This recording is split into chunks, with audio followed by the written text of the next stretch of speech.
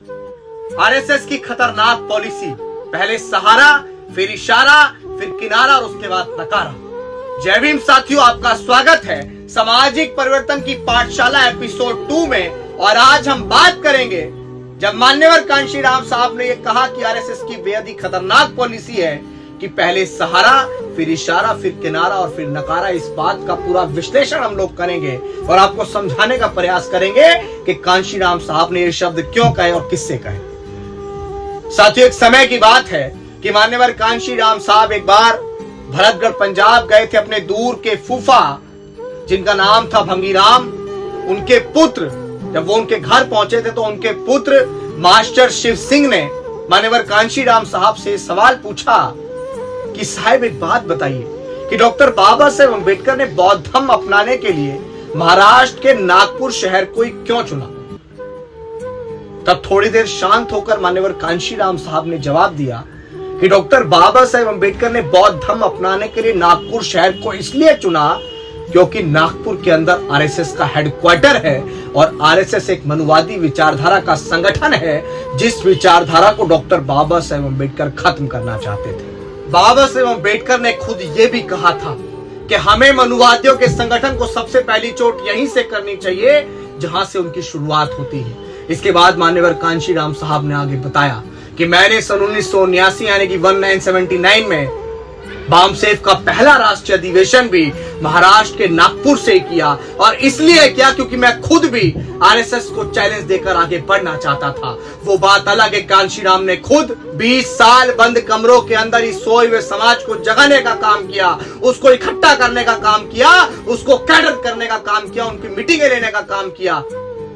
मैंने ना जाने कैसे कैसे पापड़ इस समाज को इकट्ठा करने के लिए बेले, ना मैंने किसी एजेंसियों को पता लगने दिया, ना मैंने आरएसएस को भनक तक लगने दी। इसके बाद मान्यवर कांशीराम साहब ने आगे बताया, अपने फूफा भंगीराम के पुत्र शिव सिंह को मान्यवर कांशीराम साहब ने आगे बताया कि आरएसएस की पॉलिसी बेहद ही खतरनाक है। साथियों, वही पॉलिसी जो मैंने वीडियो के शुरू में आपको बताया था कि आरएसएस की पॉलिसी बेहद ही खतरनाक है, पहले सहारा, फिर इशारा, फिर किनारा और उसके बाद नकारा। इस बात को मान्यवर कांशीराम साहब ने पूरे विश्लेषण के साथ बताया कि आरएसएस की पॉलिसी बेहद ही खतरनाक है।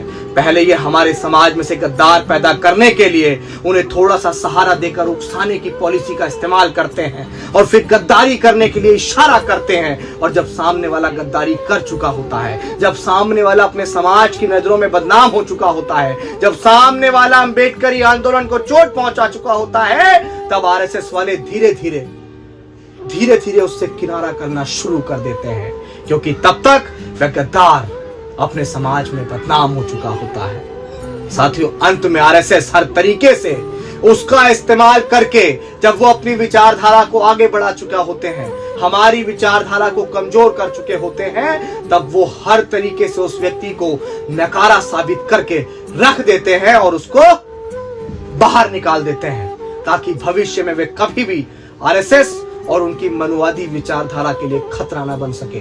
यह आरएसएस की बेहद ही खतरनाक पॉलिसी है। और इस वीडियो के अंत में मान्यवर कांशीराम साहब की इस बात पर मैं आज समाज में, वर्तमान समय में उन तमाम लोगों से कहना चाहता हूं जो दूसरी पार्टियों के हाथों में खेलते हैं, जो दूसरी विचारधारा के हाथों में खेलते हैं, जो फूले, शाहू, पेरियार, ललई, अम्बेडकर और मान्यवर कांशीराम साहब की विचारधारा को भूलकर दूसरों की विचारधारा को आगे बढ़ाने का काम करते हैं। मैं उनसे कहूंगा कि इनकी पॉलिसी वाकई बहुत खतरनाक होती है। ये पहले आपका इस्तेमाल करेंगे, ये आपको अच्छा लालच देंगे, या अगर आप पैदल चल रहे होंगे तो कहेंगे भाई अच्छी गाड़ी ले लो, अगर आप कच्चे मकान में रह रहे होंगे तो आपको कहेंगे कि भाई अच्छा सा मकान ले लो। लेकिन ये चंद लालच आपकी आने वाली पीढ़ियों के लिए, आपके आने वाले भविष्य के लिए बेहद दुखदायी होंगे, क्योंकि विचारधारा से बड़ा कुछ नहीं होता है।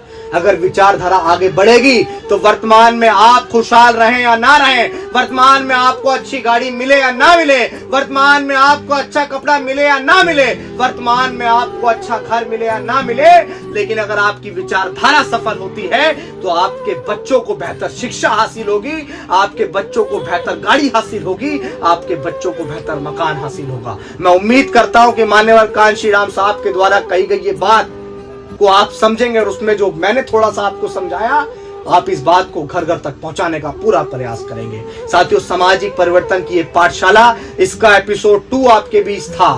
मैं आगे एपिसोड 3 में आपको फिर एक नई रोचक बात के साथ समझाने का प्रयास करूंगा। तब तक के लिए आपसे विदा चाहता हूं। जय भीम, जय भारत, जय संविधान।